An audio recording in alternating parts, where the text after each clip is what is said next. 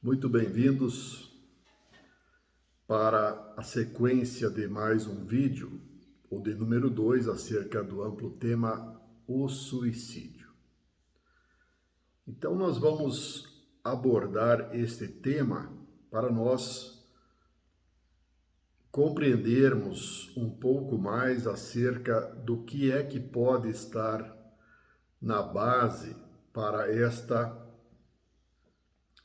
motivação extremamente danosa para a própria pessoa, para as famílias, para a sociedade, por que não dizer? Assustamo-nos diante de uma notícia de que alguém cometeu o suicídio. Mas, enquanto sociedade organizada, de um modo geral, nós ainda não paramos para indagar acerca das causas. E nós vamos ver que, essencialmente, a causa para uma ideia suicida está na falta, na carência de um conhecimento. Se nós analisamos e se nós nos perguntássemos, o que é a vida? Por mais que nós estejamos vivendo, por mais que a vida esteja em nós, por mais que nós, na condição de seres racionais, possamos pensar a vida, nós vamos ter dificuldades de dizer acerca do que é a vida. E sabemos dos ensinamentos considerados sagrados pelo cristianismo, que a vida é o aspecto mais sagrado, uma projeção da divindade, uma projeção de Deus, uma manifestação por meio de todos os seres, então, que vivem, todos os seres vivos e que cumprem uma determinada missão evolutiva.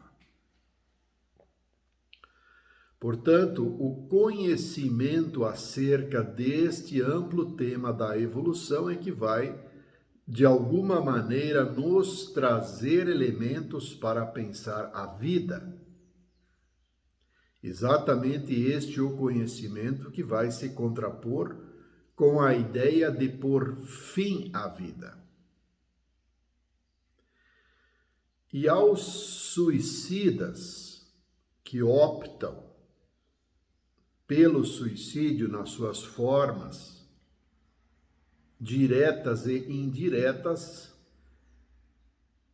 está um ser humano com dificuldades pessoais em si mesmo.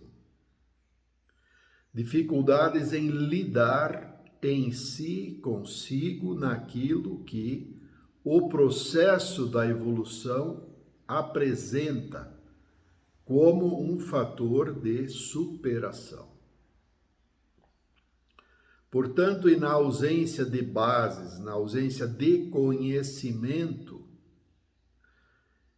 para um suicida, extrapola um pavor, um desespero na impossibilidade de uma solução, no aspecto de não vislumbrar uma saída, e por várias razões. Portanto, nós vamos, e nesta coletânea, abordar acerca das causas, e as causas estão alicerçadas na presença ou na ausência de conhecimento.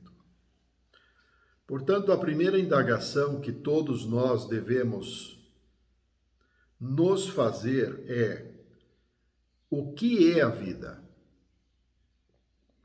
para nós chegarmos à condição humana, à condição encarnatória, esta a qual nós estamos vivendo, desde o nosso nascimento, todo o processo de desenvolvimento físico, mental, emocional, circunscrito este ser que nasce junto a uma família, junto a esse agregado, então, afetivo, representado pelos seus pais, pela sociedade, por todo um contexto, então, sociocultural. E por mais que nós tenhamos uma profusão de religiões,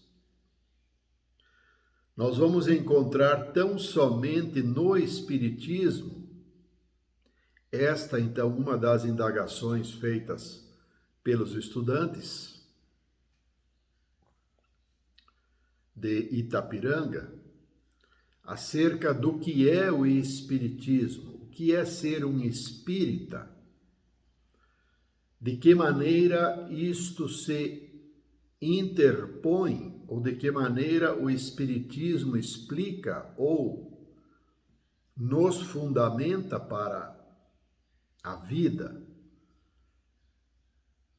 E a vida, então, é esta que, de forma deliberada ou não, uma determinada pessoa e sob uma ideia suicida interrompe um projeto, interrompe um fluxo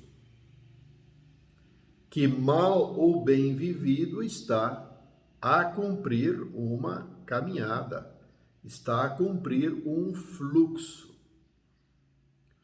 Este fluxo à vida e por meio de tudo aquilo que nos acontece,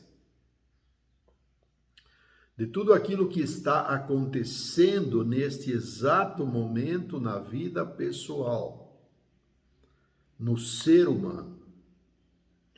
E este ser humano, de um modo geral, ele ainda não parou para olhar para si mesmo,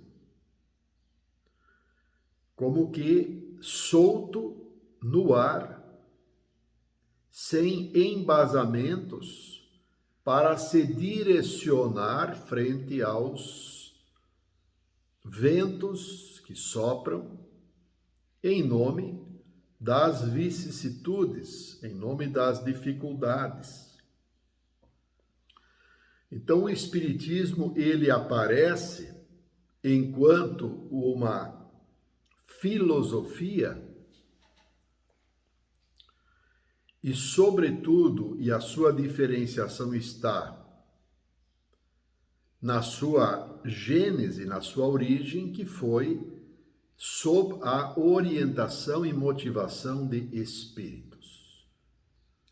Então, pela primeira vez no decurso da nossa história enquanto humanidade, nós recebemos uma informação pontual, asseverando, evidenciando, trazendo evidências e provas de que há a possibilidade de comunicação com os desencarnados, com os espíritos, que já desvencilhados de uma roupagem física, o seu corpo físico, permanecem vivendo relativamente tal e qual, vivenciando relativamente as mesmas limitações. O Espiritismo, ele vai nos exigir estudo para que esse conhecimento possa ser, então, assimilado, compreendido e revertido em atitudes, em posturas. Portanto, e voltando, a ideia suicida, ela está a nos dizer acerca da carência de conhecimento sobre a existência, sobre a vida que está sendo vivida e que a própria pessoa, diante daquilo que se lhe apresenta, não sabe lidar. Mental e emocionalmente, a pessoa está fragilizada, não tem bases. É como se nós colocássemos ao lado de uma criança um volume de areia, de cimento, de ferro, de arame, de tijolos, e esperássemos que ele produzisse uma argamassa e levantasse no prumo uma determinada parede. Nós não vamos extrair um resultado, um produto de alguém que não tenha uma base de conhecimento. E justamente esta base de conhecimento que o Espiritismo se propõe a trazer, a ensinar, a produzir uma reflexão positiva, proativa, e que vá resultar em atitudes, por mais que possa ser de gravidade, por mais que possa ser de difícil superação para algumas imposições, enquanto desafios, enquanto problemas pessoais. Muitas as situações às quais esse nosso ser humano, esse nosso irmão em evolução, muitas as situações que esse nosso irmão não tem condições de lidar. Portanto, o Espiritismo, ele traz como base, então, como ideologia, o apelo dos valores morais representado pela solidariedade, pela amorosidade, pela paciência, pela compaixão em auxiliar. Não que as outras linhagens filosóficas, religiosas não o façam e não o possam fazê-lo. Fazem, mas o diferencial está na convicção de que a vida continua e na convicção e no fundamento de por que nós individualmente temos este nosso desafio, aquele desafio. Por que é que aquela pessoa vive aquele seu desafio? E o nosso desafio e o desafio das pessoas, ele é específico. Por mais que possa parecer ser genérico, ele é específico nas reações que cada um tem, na forma como cada um lida, na forma como cada qual busca uma solução. Então a ideia suicida, ela demonstra uma pessoa despreparada e que resolve jogar a toalha, resolve então pôr fim ao seu sofrimento em detrimento de buscar o auxílio. Porque o auxílio está posto, ele está para todos. E não há nenhuma e não há nenhuma dificuldade tamanha que não possa ser compreendida para a sua superação. Por maior que seja a dor, por maior que seja e esteja como um desafio, a forma de encarar, de lidar, ela demonstra para uma característica que é pessoal. A exemplo da resignação, a exemplo da resiliência, a exemplo da fé, a exemplo da prece, da conexão espiritual. Então, são muitos os aspectos que nós devemos encarar, devemos pensar, devemos meditar, devemos estudar, compreender. O estudo, então, reflexo de um mecanismo para a aquisição de um conhecimento e o conhecimento para nos auxiliar, para nos mitigar, para nos abrandar ao sofrimento diante daquilo que se nos apresenta. Então, deixamos neste vídeo de número 2 já alguns fundamentos para que nós pensemos acerca do conhecimento. E o conhecimento como fator de evolução. Que tipo de evolução, que tipo de conhecimento para, e no caso, nós realizarmos uma superação privilegiando a vida, agradecendo a esta maravilhosa oportunidade, que é estarmos vivenciando esse fluxo divino chamado vida. Um abraço fraterno a todos e até o nosso próximo encontro.